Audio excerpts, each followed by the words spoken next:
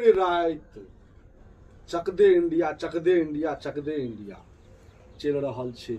सुबह में उठलो तो पता लगल है जे अपन इंडिया तो झकास क गेले, कमाल क गेले, बुझ गेलो।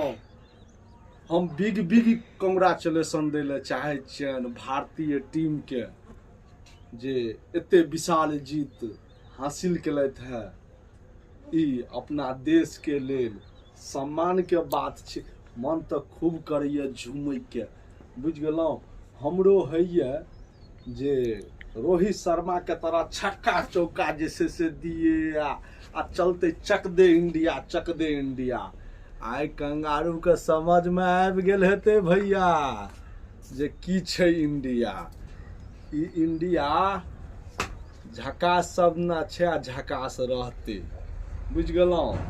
बाप रे बाप, गर्दा उड़े छले रात में ध के पूरा इंडिया धमाल मच गेले, बुझ गेलो।